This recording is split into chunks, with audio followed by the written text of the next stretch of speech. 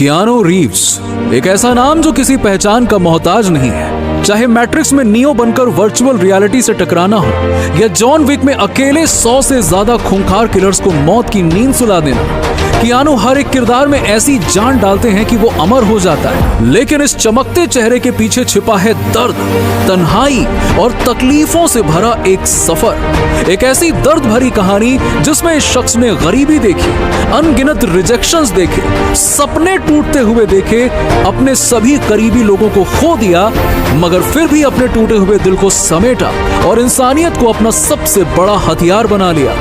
ये कहानी एक ऐसे शख्स की है जो करोड़ों डॉलर्स का मालिक होने के बावजूद मेट्रो में सफर करता है, सड़क के किनारे बैठकर गरीबों से बातें करता है, अपने आसपास हर किसी की मदद करता है, लेकिन खुद इतनी तकलीफें सहने के बावजूद चेहरे पर शिकंज तक नहीं आने देता।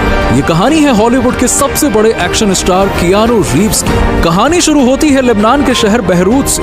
चारों तरफ आतंकवाद के डर और खौफ के बीच साल 1964 में पैट्रिशिया टेलर एक लड़के को जन्म देती है और नाम रखा कियानू रीव्स। पिता ड्रग डीलर थे जो अक्सर सलाखों के पीछे रहते, घर पर मारपीट करते और एक दिन 3 साल के नन्हे कियानू ने अपने पिता को घर छोड़कर जाते देखा। इस दृश्य ने कियानू के दिमाग पर गहरी छाप छोड़ दी, जिसके बाद कियानू शांत और शर्मीले हो गए। उन्हें डिसलेक्सिया की बीमारी हो गई, लेकिन अपनों को छोड़कर जाने की ये बात तो बस शुरुआत थी। कियानू की मां पैट्रिशिया उन्हें लेकर लेबनान से कनाडा आ गई। अगले 10 सालों में उन्होंने 3 शादियां की, कई शहर बदले और कियानू को कभी पिता का प्यार मिल ही नहीं पाया। परिवार के हालात बेहद खराब थे। कियानू 4 स्कूल बदल चुके थे, उनका कोई दोस्त नहीं था, टीचर्स उन्हें डम्ब किड्स कहकर बुलाते थे। लेकिन एक चीज थी जिसके लिए कियानू का पैशन उनकी ताकत बन गया, और वो थी एक्टिंग। महज 9 साल की उम्र में कियानू ने स्कूल का थिएटर ज्वाइन किया, जहां वो एक्टिंग करने लगे। कियानू कहते हैं कि मुझे पहली बार में ही एक्टिंग से लगाव हो गया। मैं अक्सर थिएटर में रहता और छोटे मोटे रोल करता, लेकिन डिसलेक्सिया के चलते मुझे पढ़ने में दिक्कत होती थी, इसलिए मुझे डायलॉग मुश्किल से याद रहते थे। लेकिन 5 मिनट के परफॉर्मेंस के लिए दिन भर डायलॉग याद करने की प्रैक्टिस करता रहता, खुद को चैलेंज करता और स्टेज पर जाते ही मेरी नर्वसनेस खत्म हो जाती। इसी वजह से धीरे धीरे मुझे कनाडा के टीवी कमर्शियल्स में छोटे मोटे रोल मिलने लगे। लेकिन मुझे हॉलीवुड का सबसे बड़ा सुपरस्टार बनना था। अपने इसी सपने को पूरा करने के लिए महज 17 साल की उम्र में कियानू रीव्स घर छोड़कर लॉस एंजलिस आ गए। उस वक्त उनकी जेब में सिर्फ $50 थे। उन्होंने ऑडिशन पर ऑडिशन दिए, लेकिन हर जगह एक ही जवाब मिला, ना तो तुम हैंडसम हो, ना तुम्हारी अच्छी बॉडी है, ना तुम्हें एक्शन आता है, और असल में तुम एक्टिंग के लिए बने भी नहीं हो, तो क्यों ले हम तुम्हें अपनी पिक्चर में। मगर कियानू अपनी लाइफ में पहले ही इतना कुछ खो चुके थे कि अब उन्हें खोने का डर नहीं था, इसलिए उन्होंने ऑडिशन देना जारी रखा और उन्हें छोटे मोटे साइड रोल्स मिलने लगे। वो अगले 6 सालों तक एक जैसे रोल्स करते रहे। इसी बीच उनकी दोस्ती हुई हमारे जोकर जोक्विन फिनिक्स के बड़े भाई रिवर फिनिक्स से। दोनों एक दूसरे को भाई मानते थे। कियानू और रिवर ने साथ में एक फिल्म भी की जो कि सुपरहिट हुई। कियानू की लाइफ ट्रैक पर आ ही रही थी, मगर मानो जैसे किस्मत को कियानू की छोटी सी भी खुशी बर्दाश्त नहीं हुई और 1993 की एक रात सब कुछ बदल गया। दरअसल कियानू के साथ फिल्म में रिवर ने एक ड्रग एडिक्ट का रोल निभाया था। उसी दौरान वो असल जिंदगी में भी ड्रग एडिक्ट बन गए और 31 अक्टूबर 1993 की रात ड्रग ओवरडोज की वजह से सिर्फ 23 साल की उम्र में रिवर फिनिक्स की मौत हो गई। इस सदमे से कियानू इतने टूट गए कि मानो किसी ने उनसे उनका सब कुछ छीन लिया हो। वो डिप्रेशन में चले गए, लेकिन एक चीज ने उन्हें पूरी तरह से टूटने नहीं दिया, और वो थी एक्टिंग। कियानू ने कई टीनेज रोल्स निभाए, लेकिन अब बारी थी एक्शन की। उस वक्त हॉलीवुड में एक फिल्म बन रही थी स्पीड, जिसमें प्रोड्यूसर सिल्वेस्टर स्टोन या टॉम क्रूज जैसे माचो एक्टर को कास्ट करना चाहते थे, लेकिन डायरेक्टर ने कहा कि मुझे एक नॉर्मल इंसान चाहिए जो असल में एक्शन करे, कोई बॉडी बिल्डर नहीं चाहिए। इसीलिए उन्होंने कियानू रीव्स को चुना। फिल्म में एक बस में बॉम्ब लगा दिया जाता है और अगर बस की स्पीड को कम कर दिया गया तो ये बॉम्ब ऑटोमेटिकली ब्लास्ट हो जाएगा। 1994 में जब ये फिल्म रिलीज हुई तो इसने हॉलीवुड में फिल्म मेकिंग स्टैंडर्ड्स को ही बदल कर रख दिया। एक एक्शन स्टार की तरह फैंस ने कियानू को इतना पसंद किया कि सिर्फ $30 मिलियन में बनी इस फिल्म ने बॉक्स ऑफिस पर $350 मिलियन का बिजनेस किया और Keanu new generation action star बन गए। स्पीड की सक्सेस के बाद में एक दिन कियानू अपने दोस्त रिवर को याद कर रहे थे, तभी उनके फोन की घंटी बजी। सामने थी डायरेक्टर लाना एंड लिली और उन्होंने कियानू को एक science science fiction movie offer की जिसका नाम था द मैट्रिक्स। इस मूवी की स्टोरी इतनी कॉम्प्लेक्स थी कि कियानू से पहले विल स्मिथ, ब्रैड पिट और जॉनी डेप इसे रिजेक्ट कर चुके थे, लेकिन कियानू ने इस फ्यूचरिस्टिक प्रोजेक्ट के लिए तुरंत हामी भर दी। फिल्म की शूटिंग से पहले कियानू ने मार्शल आर्ट्स और एक्शन सीक्वेंसेस की ट्रेनिंग ली, लेकिन तब भी किस्मत ने उन्हें एक और झटका दे दिया। दरअसल ट्रेनिंग के वक्त उनकी स्पाइन में एक ऐसी इंजरी हो गई कि उनकी लोअर बॉडी पैरालाइज होने की कगार पर पहुंच गई। कियानू ने सर्जरी करवाई और डॉक्टर्स ने कहा कि अब आपको इस तरह की फाइट नहीं करनी चाहिए वरना आपकी जान जा सकती है। लेकिन कुछ हफ्तों बाद कियानू अपनी गर्दन पर बेल्ट बांधकर फिर से ट्रेनिंग करना शुरू कर देते हैं। तब दुनिया को पता चला कि ये आदमी अपने काम को लेकर पूरा पागल है। और 1999 में जब द मैट्रिक्स रिलीज हुई तो उसने फिल्म मेकिंग के स्टैंडर्ड्स को ही बदल कर रख दिया। मैट्रिक्स में कियानू का वो बुलेट्स को रोकना, रेड पिल, ब्लू पिल और स्लो मोशन, सब कुछ ऑडियंस को इतना पसंद आया कि ये फिल्म ब्लॉकबस्टर हो गई और कियानू सुपरस्टार बन गए। और जब लोगों ने सोचा कि अब कियानू रीव्स अंधा पैसा छापेंगे, तब दुनिया ने उनका एक और अलग रूप देखा। उन्होंने अपनी मैट्रिक्स की पूरी कमाई यानी कि $75 मिलियन स्टंट्स, स्पेशल इफेक्ट्स और कॉस्ट्यूम टीम में बांट दिया, क्योंकि कियानू का कहना था कि उनकी टीम के बिना यह फिल्म बन ही नहीं पाती। अब फिल्मी करियर के साथ कियानू की पर्सनल लाइफ में भी खुशियों ने दस्तक दे दी। साल 1998 में उनकी मुलाकात जेनिफर साइम से हुई। दोनों में प्यार हुआ और अगले ही साल जेनिफर प्रेग्नेंट हो गईं। कियानू अपने होने वाली बेटी से इतना प्यार करने लगे थे कि उन्होंने उसका नाम तक सोच लिया था और कमरा भी सजाने लगे थे। लेकिन तभी किस्मत ने एक बार फिर से कियानू को ऐसा गहरा घाव दिया जिसके बारे में सुनकर ही आपकी आंखों में आंसू आ जाएंगे। दरअसल जन्म से पहले ही कियानू की बेटी एवा ने अपनी मां के कोख में ही दम तोड़ दिया।